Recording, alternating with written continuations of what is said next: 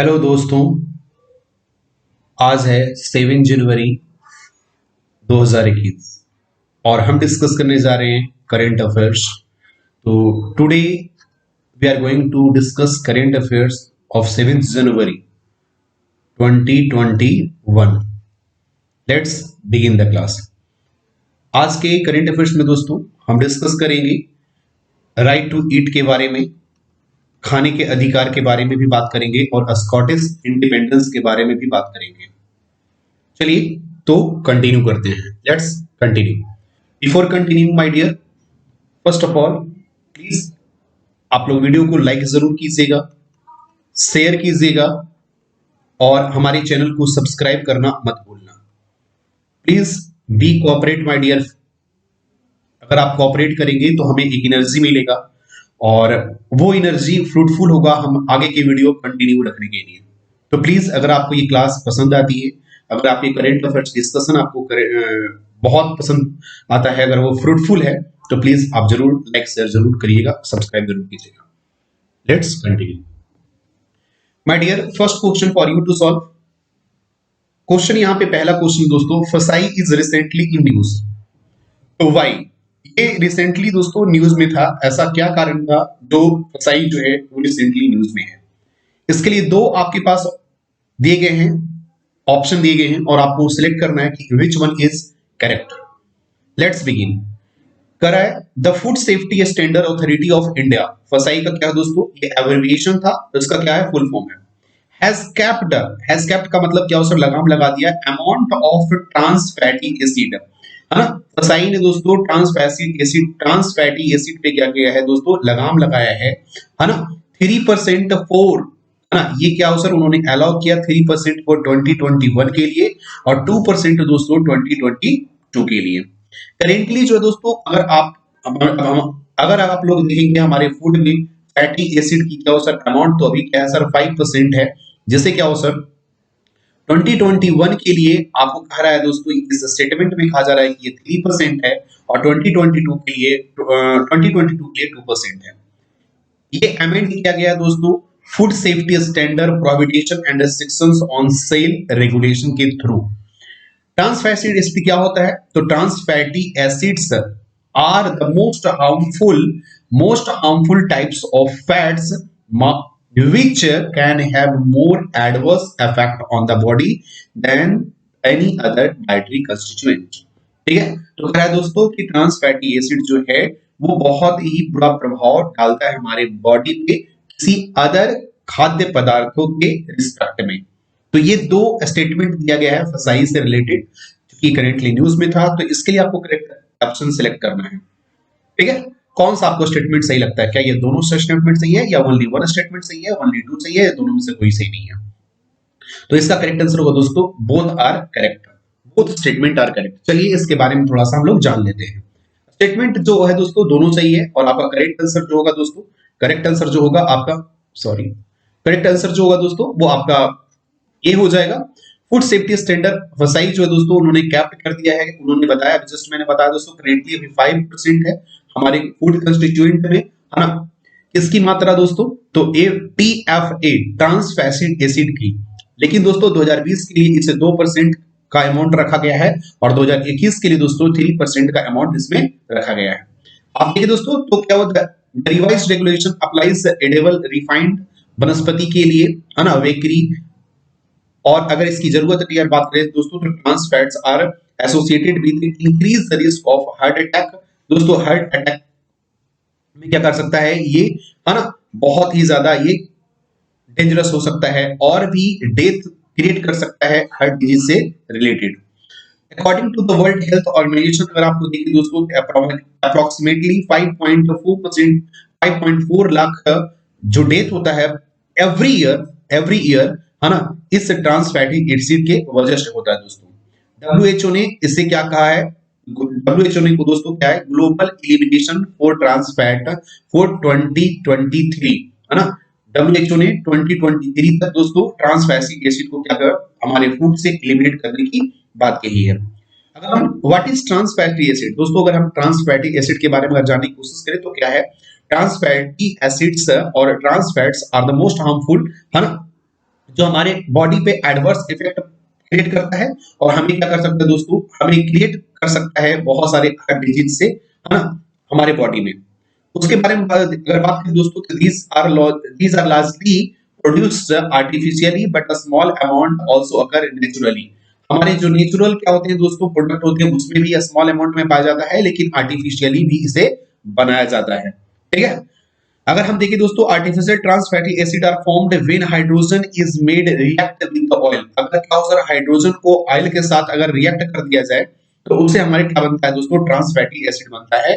जो हम अक्सर क्या करते हैं, जो आप देखते होंगे मार्केट में बहुत सारे प्योर घी बटर नाम की चीजें मिलती है, उसमें ट्रांस फैटी एसिड की अमाउंट बहुत ज्यादा होता है। ठीक है। तो इसे क्या करेंगे, कोशिश करेंगे कि हम अपने क्या करेंगे, अपने भोजन से हमारे क्या हो सर, अपने थालियों से, है ना, इसे ट्रांस फैटी एसिड को दूर रखें। चलिए नेक्स्ट क्वेश्चन की ओर चलते हैं। नेक्स्ट क्वेश्चन जाने से पहले दोस्तों मैं आपको थोड़ा सा ये बता दूं, डिफरेंट टाइप्स ऑफ फैट्स होते हैं, है ना।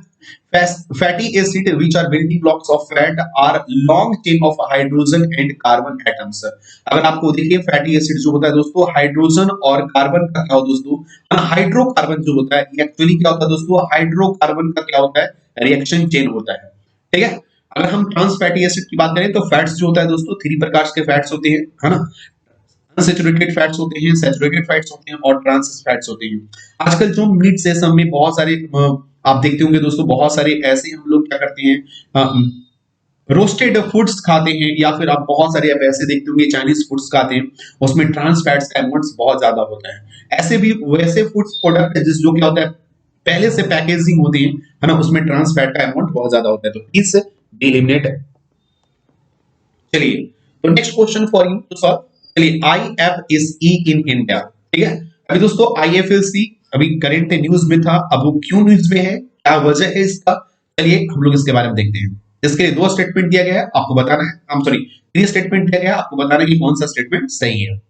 फर्स्ट स्टेटमेंट है दोस्तों, the first international financial service centre IFSC का अगर फुल फॉर्म अगर देखें दोस्तों, आप अच्छे से ये सब चीजों को याद रखिएगा, नहीं तो ये आपको प्रॉब्लम क्रिएट कर सकता है। तो IFSC, है ना, in the country has been set up Gujarat international finance tech city. दोस्तों याद रखेंगे, ये गिफ्ट GIFT गिफ्ट, अच्छे तरीके से याद रखेंगे, गिफ्ट। ठीक है ना। Gujarat international finance tech city क्या हो सर, गुजरात गांधीनगर में दोस्तों, है ना, एक, है ना, फाइनेंस टेक सिटी का वहां पे निर्माण किया गया है, जिसे हम लोग अक्सर क्या कहते हैं, गिफ्ट कहते हैं। तो ये कहा जा रहा है कि IFSC जो इंटरनेशनल फाइनेंस सर्विस सेंटर है ना, जो कंट्री में सेटअप किया गया है, कहां सेटअप किया है, तो गांधीनगर में सेटअप किया गया है। क्या करता है दोस्तों, टू रेगुलेट सच इंस्टीट्यूट। अगर इस प्रकार के इंस्टीट्यूट को रेगुलेट करने के लिए RBI ने एस्टेब्लिश किया है IFSCA, है ना, अप्रैल 27 लास्ट ईयर को, मतलब 2020 में दोस्तों, 2020 में 27 अप्रैल को ये क्या किया गया है, इस ऑफिस को गांधीनगर में सेटअप किया गया है RBI के द्वारा। ठीक है। आगे देखते हैं दोस्तों, in December 2019 Parliament passed a bill to set up a unified authority for regulating all financial activities at IFSC in India। कह रहा है दोस्तों 2019 में पार्लियामेंट ने एक बिल पास किया है ना, यूनिफाइड अथॉरिटी रेगुलेट करने के लिए, सभी प्रकार के फाइनेंशियल एक्टिविटी को, है ना, रेगुलेट करने के लिए। अब यहाँ पे 3 स्टेटमेंट दिए गए दोस्तों, ये 3 स्टेटमेंट आपको पता करना है कि कौन सा स्टेटमेंट सही है, क्या तीनों स्टेटमेंट सही है, ओनली 2 सही है, नन सही है, 2 या 3 सही है। आपको बताना होगा कि कौन सा I'm सॉरी, यहाँ पे देखिएगा सर, यहाँ पे इंस्ट्रक्शन देखिएगा, which is are not correct, कौन सही नहीं है, ये आपको सिलेक्ट करना है।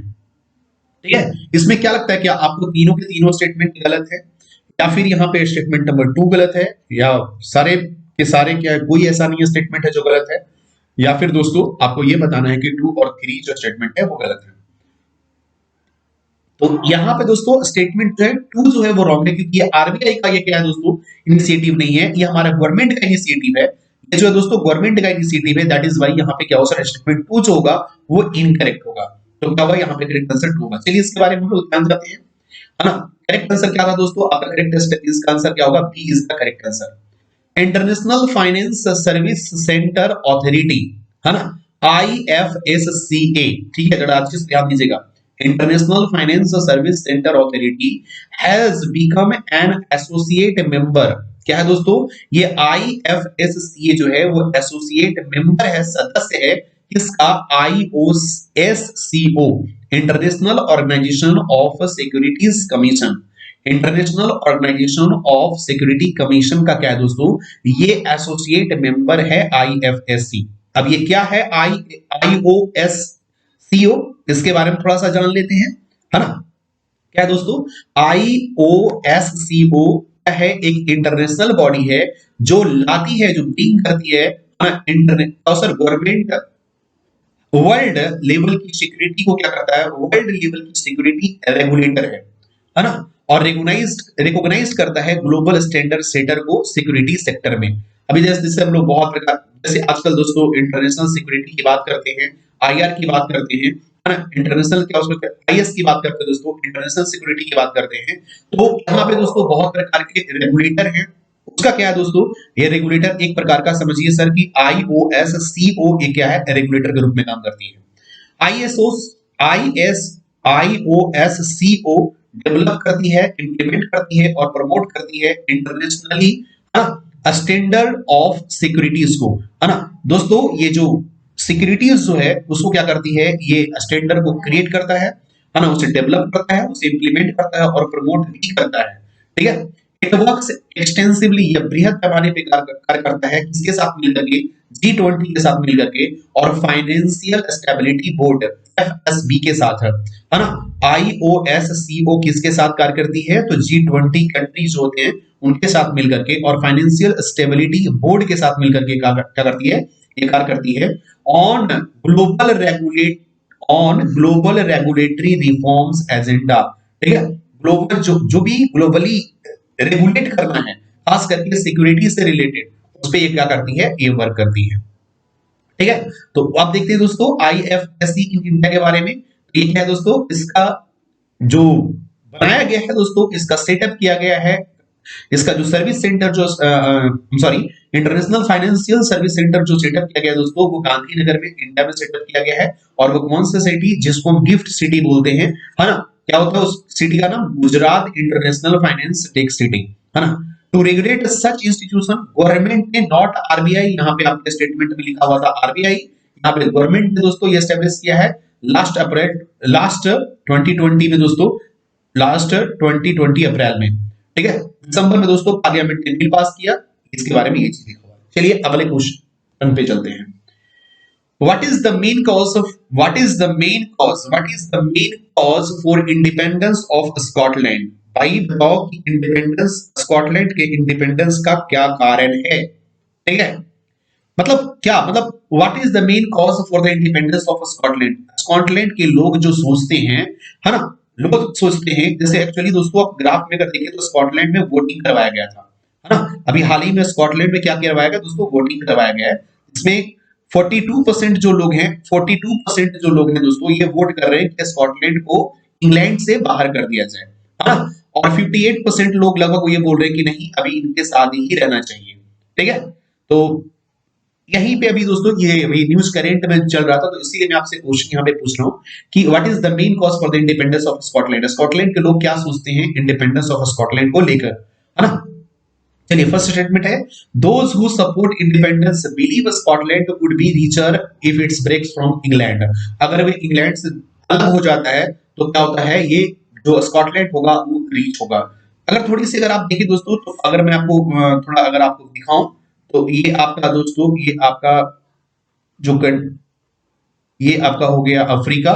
तो यहां से आपका जो, ठीक है, ये मैं आपको बता रहा हूं, थोड़ा सा आप देख लीजिएगा, मैं थोड़ा आपको बता दे रहा हूं, ठीक है। यहां पे आपका ये जो दोस्तों, ये अगर आप देखेंगे ये चीजें, ठीक है, तो ये आपका प्यारा इंडिया हो गया, ठीक है, ये इंडिया। अब देखो ये जो है दोस्तों, यहाँ पे आप जाओ, यहाँ पे, ठीक है, यहाँ पे ये जो कंट्री आपको नजर आ रहा है, यही इंग्लैंड है, ठीक है। यही आपका क्या है दोस्तों, यहाँ पे इंग्लैंड है। इंग्लैंड के ऊपर यहाँ पे स्कॉटलैंड है, ये जो है स्कॉटलैंड है, ठीक है। अगर इधर आप देखेंगे तो यहाँ पे आयरलैंड आपको नजर आएगा, ठीक है। फिर उसके जस्ट बगल में अगर यहाँ पे अगर देखिए दोस्तों, तो वेल्स आपको यहाँ पे नजर आएगा, वेल्स नाम की कंट्री है, ठीक है। अगर आप सबसे इंग्लैंड के जस्ट ऊपर, इंग्लैंड के ऊपर आप देखेंगे दोस्तों स्कॉटलैंड है, यहाँ पे स्कॉटलैंड है, ठीक है।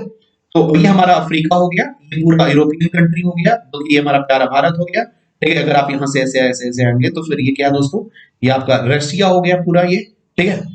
तो अब देखिए मैं बताने की कोशिश ये कर रहा हूं कि जो यहाँ पे कर रहा है सर, जो फर्स्ट स्टेटमेंट यहाँ पे कि those who support independence of believe that, वो बिलीव करते हैं कि भाई क्या हुआ, जो स्कॉटलैंड होगा वो रिचर होगा।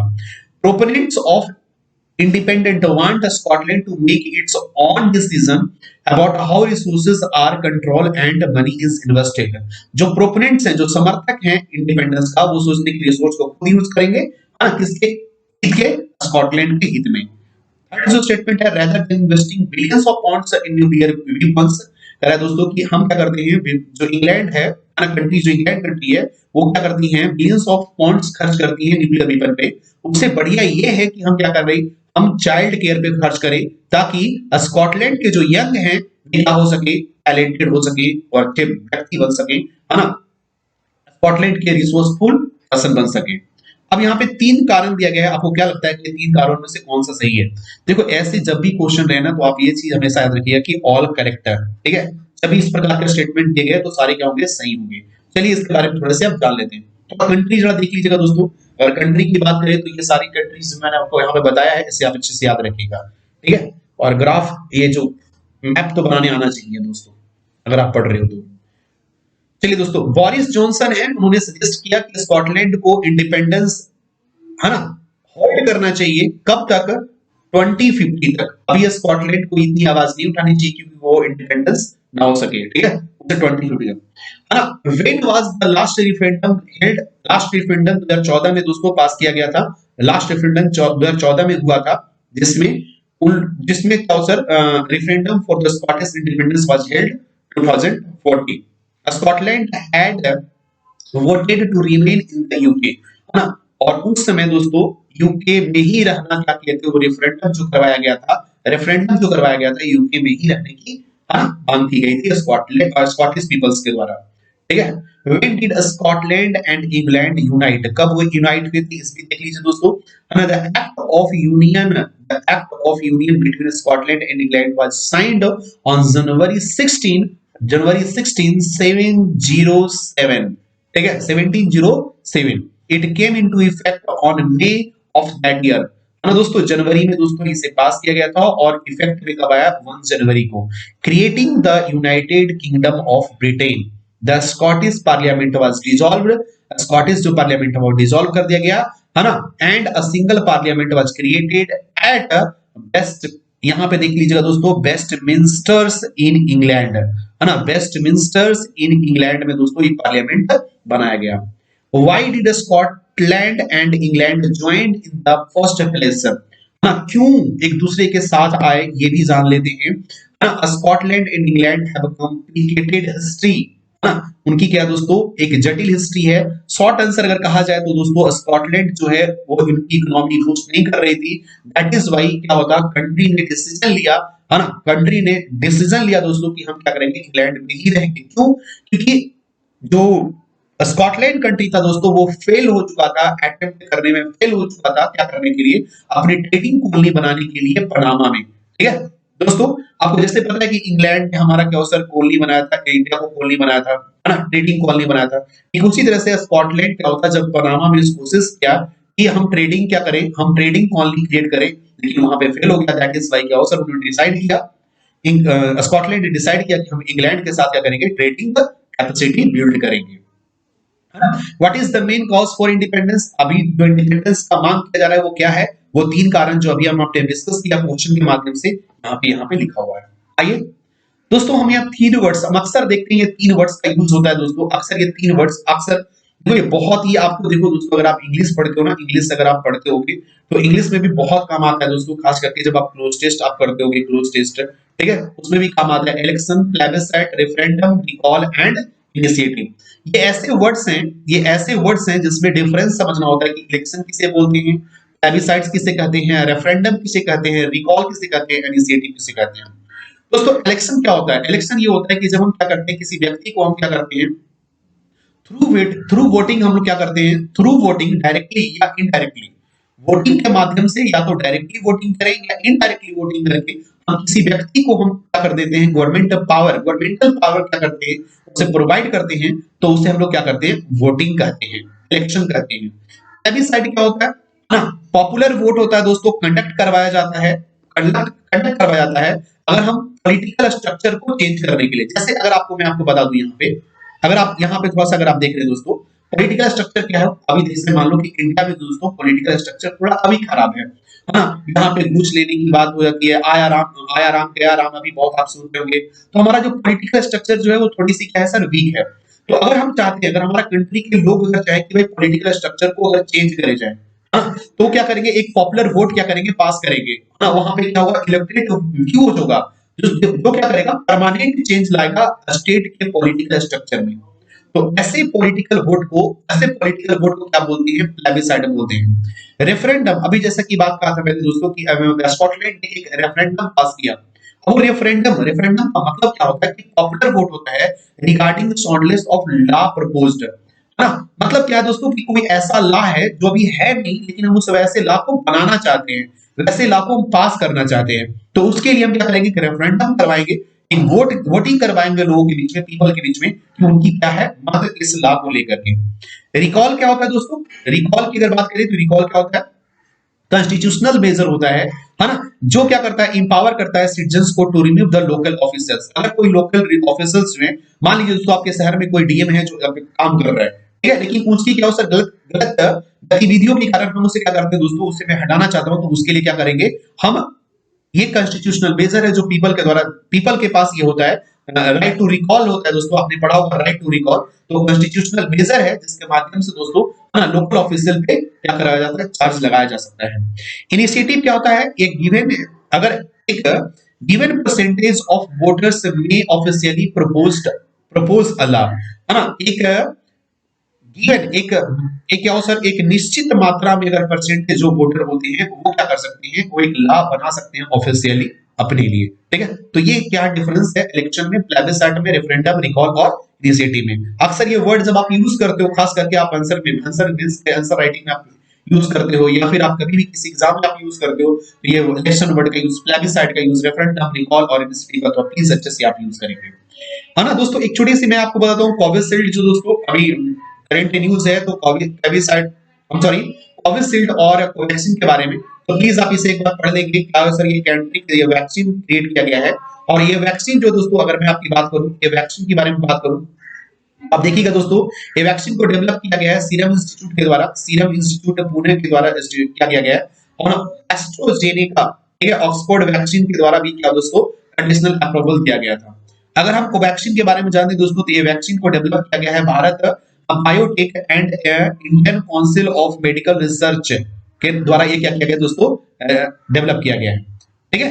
तो अभी देखिएगा सर, इसका जो कोवैक्सीन का जो फेज 1 और फेज 2 का दोस्तों ट्रायल जो है वो कंडक्ट करवा दिया गया है, लेकिन अभी ट्रायल जो 3 होनी थी दोस्तों, अभी लगभग ट्रायल 3 की जो पब्लिक अनाउंसमेंट अभी नहीं हुई है, तो इसके बारे में थोड़ा से न्यूज था तो आपको बता दिया मैंने। नेक्स्ट क्वेश्चन देखते हैं दोस्तों, अक्रॉस स्कीम के बारे में।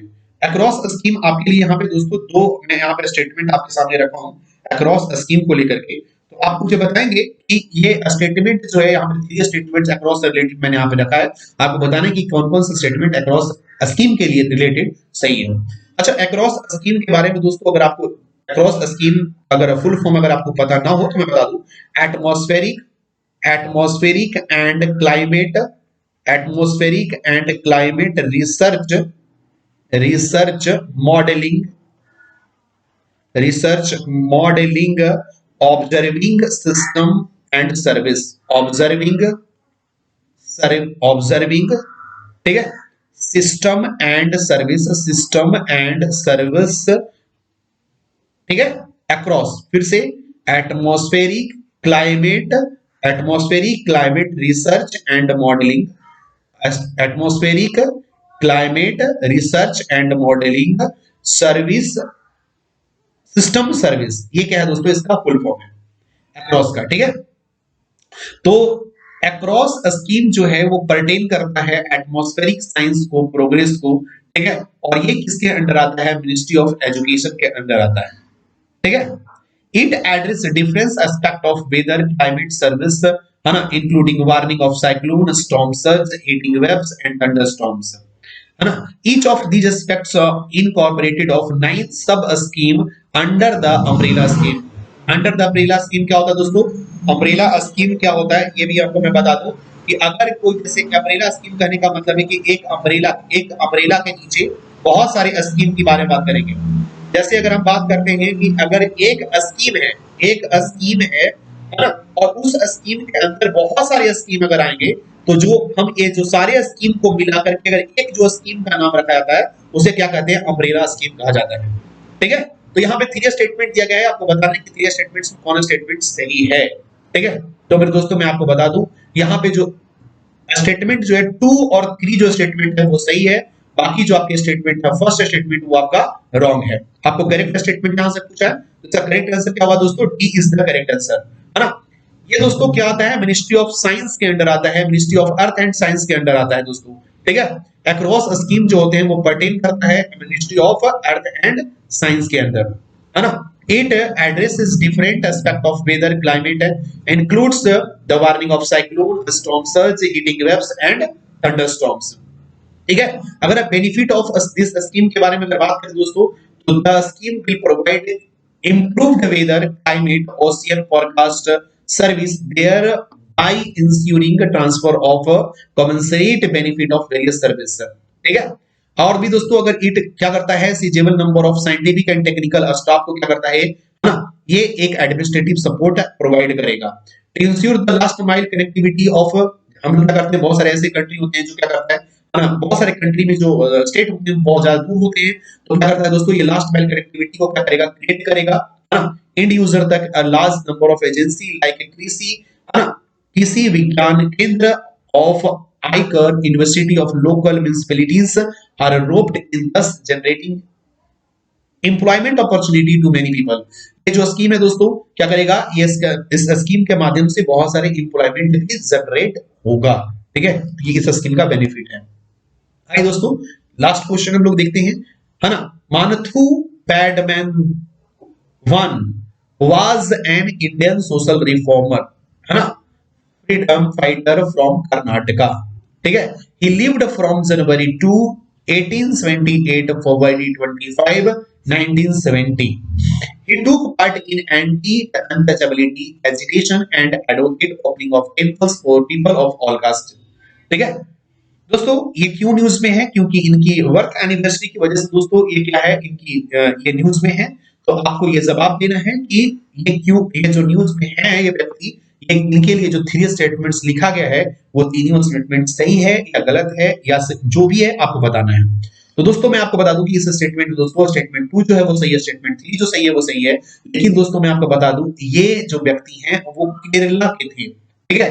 Not freedom fighter of Karnataka, ये फ्रीडम फाइटर ऑफ केरला थी, ठीक है। देखिए अच्छे से आप पढ़ लीजिए। He was an Indian social reformers freedom fighter from Kerala. He lived 1878 से लेकर 1970 के एज तक उन्होंने एंटी अनटचेबिलिटी के क्या दोस्तों ये सपोर्टर थे। और इन्होंने ये भी कहा कि टेम्पल्स को ओपन किया जाए सारे कास्ट के लिए, ठीक है। He also participated in वैकोन सत्याग्रह। और ऑल्सो दोस्तों एक बात और मैं बता दूं कि ये जो वैकोन सत्याग्रह दोस्तों, है ना, ये क्या है दोस्तों, आपके जो साउथ कंट्रीज हैं इनमें ये सत्याग्रह स्टार्ट हुआ था, है ना। और मैं बता दूं कि नायर सर्विस सोसाइटी के बारे में, जो नायर कम्युनिटी होती है ना, नायर कम्युनिटी दोस्तों केरला की जो कम्युनिटी उसे बहुत, जैसे हम लोग में बहुत सारे कम्युनिटी, सिंह कम्युनिटी होती है ना, यादव कम्युनिटी सोसाइटी, ठीक है। तो उसी तरह से दोस्तों एक नायर सोसाइटी है, उसके लिए दोस्तों उन्होंने एक फाउंडिंग मेंबर ये थे नायर सर्विस सोसाइटी का। क्यों ये न्यूज में है दोस्तों? क्योंकि बर्थ एनिवर्सरी की वजह से ये कभी न्यूज में थे। Thanks for watching patiently, please do like